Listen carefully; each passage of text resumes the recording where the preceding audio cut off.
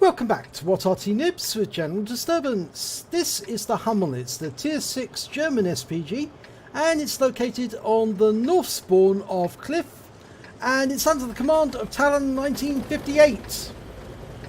Now I don't know if you can notice, but he's using the stock gun, the standard gun, the 15cm howitzer that actually is mounted as the top gun on the Gorilla, the Tier 5 SPG.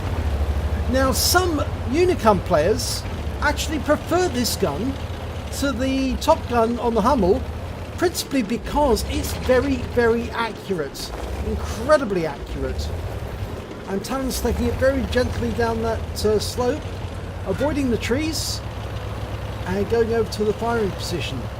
Now it has got a shorter range than the top gun on the Hummel, but as I say, the shell is very accurate using this gun. Not only accurate, but it also happens to have a very good trajectory, which means the shell comes down virtually on top of the enemy. Okay, he's found his firing position and he's now looking for a target.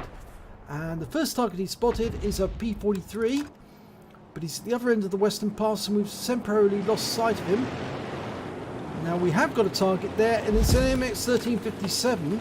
That's a French Tier 7 light tank of the AMX 13 series.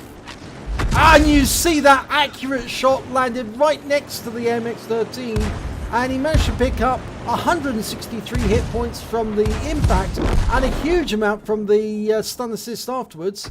So he's picked up virtually all of the hit points, either as impact damage or as assist.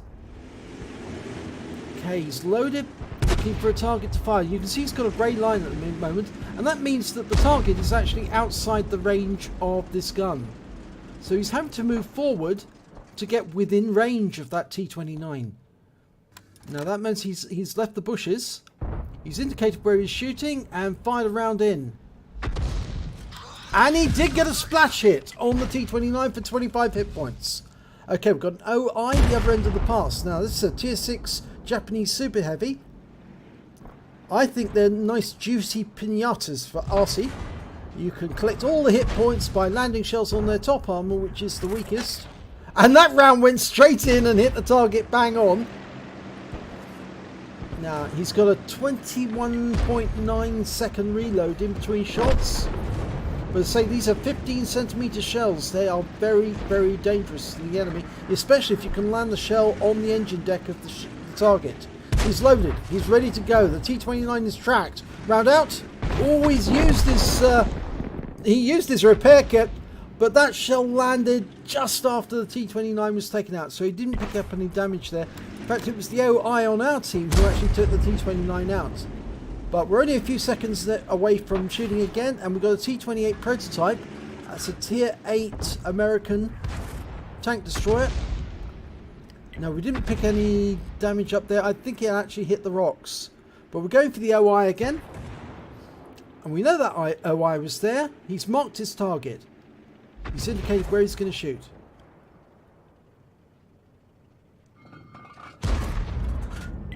Round out.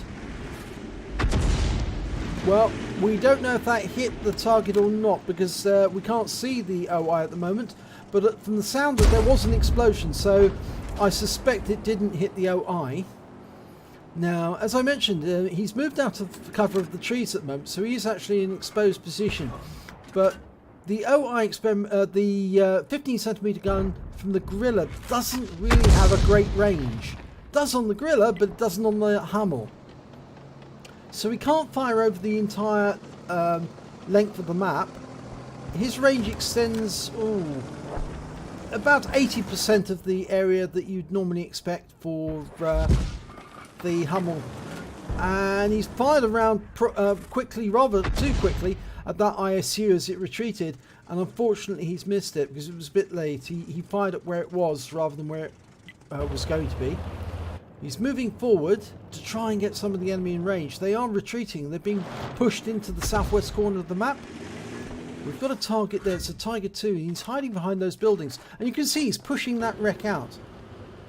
Now, I think he's going to move around that building because the building could be an encumbrance or it could block the shot. He's getting closer and closer to the enemy. I think he can't get a shot on the OI, but he can hit the Tiger II. He's dialing in. Tiger II's hiding behind the house, but he can splash it from there. Round out. Oh, and he does! 86 hit points and he's stunned. Now, T-26 prototype was seen for a second, but there's a T-34 2GFT. That's a Chinese Tier 7 tank destroyer. The flat tank. Fires a round in. Oh, I think it's going to be a bit late. Yep. He might have done some splash damage, but the tank was unspotted by the time the shell arrived. So we won't know until the end if he actually did do some damage there. Now he's going to fire another round where the Tiger was last seen. Yep, it's still there. Round out. Could be a direct hit. Oh, no, it destroys the building. Oh, they're going to need extensive repairs for that building now. Now, the T-28 that was last seen was in that corner, and he's well and truly hidden in there. Rounds are going into the T-28 from up on the plateau. So he has to move or be destroyed. And I think he's probably going to get destroyed.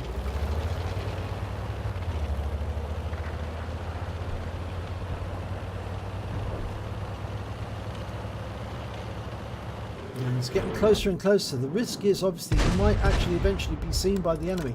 That T-28 prototype is fairly close, but now he's dead. The risk is less because... Oh, and he hit the rock face there, but he did stun the target. And, oh, that AMX 1357 escaped from the Sturm Comet by jumping over the cliff, and he's got down onto the flat area near the cap. Okay, T-26E4, he's loaded. Dialed in, round out, he's firing just short, and he gets a splash. 64 hit points, but he stunned him. Next target's the ISU-122, the one he fired at a while back. Oh, that ISU just killed a T-26E4. Almost a few seconds from shooting. He's going to have to dial in again. There's the T-34 again.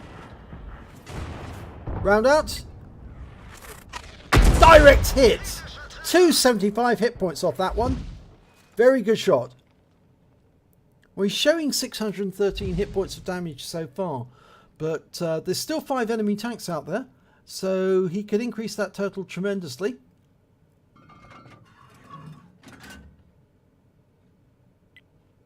Now we're looking around for a target. There's nothing in sight at the moment. We did see that T-26E4. Yep, he's extending the aim again. He's hiding behind the rock. Now it's going to be difficult to get the shell over the rock, even though I said it's a almost parabolic arc for the shell. It's... And he did land that near the target, near the T-26, but probably not close enough to do any damage. Oh, he did do some damage. He actually tracked the vehicle, and he picks up some damage assistance there. So that shot was really worthwhile. He's getting closer and closer to the enemy. So long as he stays behind cover, he should be okay for many shots. Doesn't want to get too close to that rock in front, though, because... if he does, he will have difficulty shooting over it. The AMX 1357 has come over the cliff edge now, and he's dead. Thankfully, he was taken up by the IKV-90B. We're going for the ISU-152, but where's the enemy Arty? No sign of him yet. There he is. Oh, no, that's not the enemy Arty. That's a T-34. There's still an enemy Arty out there. We can't see him in visual range, and our tanks are overlooking the cap area, so he must be in one of the bushes. And I think he's at the bushes at the far west end. Yeah, in fact, somebody's already indicated they think that's where Arty is. He must be in this corner. I think he'll just be around that corner behind the T-34, just in there. That's where it looks to be. You see he had a red line there because that was the rock was in the way.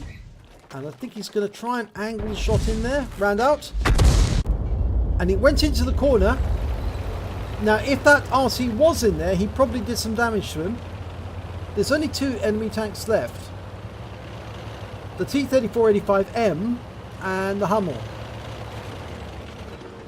Okay, he's picked a better angle, slightly to the east, so he can shoot into the west area, southwest area, dialing in his aim.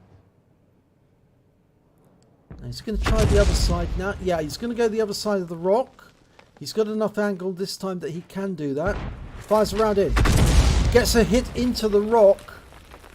If there was somebody behind there, they probably are stunned and probably took some splash damage. More rounds are coming in. There's the Arty. It's the Hummel. Oh, and he's taken out straight away. He was spotted by the Stuart Mill. The IKV-90 was the one who actually initially found him. But there's still a T-3485M somewhere in there. As far as we know.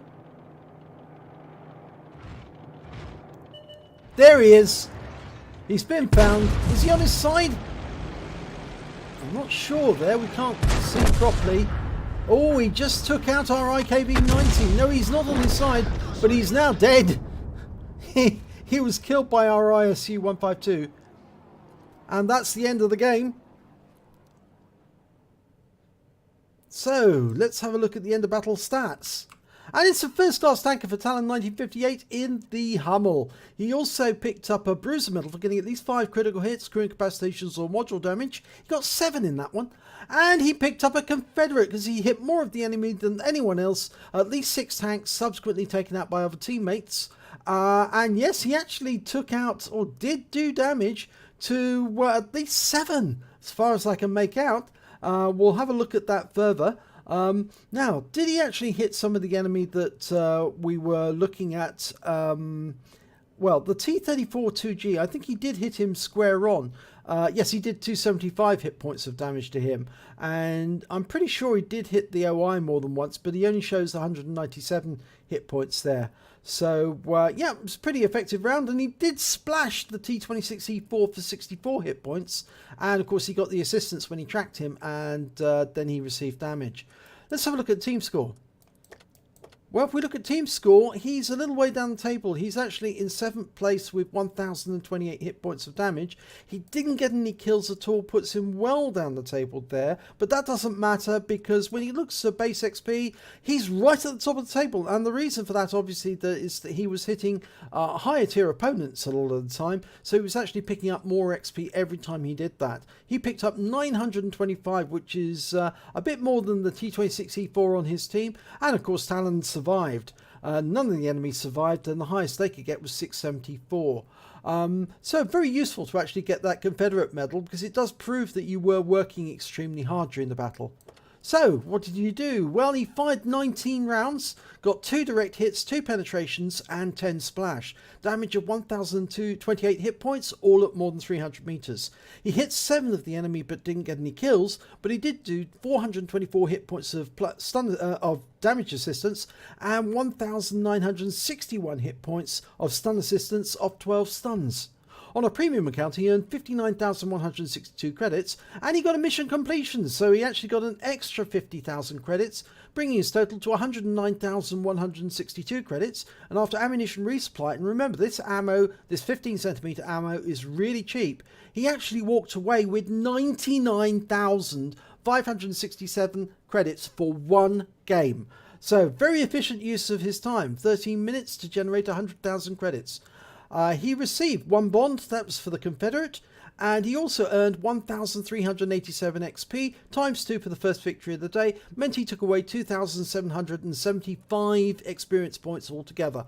So a nice round there with the stock gun on the Hummel. And in fact, actually, as I mentioned, I know super unicums who actually use this gun in preference to the top gun, which has obviously got a much longer range, it's got a much higher velocity, which means obviously the shells land on the target a lot quicker, but they're not as accurate and they're much more shallow on their firing than the stock gun, which is actually a much higher hitting and much more accurate weapon. So you pick your choice. You have to get closer to the enemy with the stock gun, but then the difference is you're more accurate with it and it's easier to hit the targets when they're trying to hide in cover, as you saw during that battle. So if you enjoyed this replay, please give it a like and do subscribe to our channel, and hopefully it'll be your replay that I'll be featuring in the next video.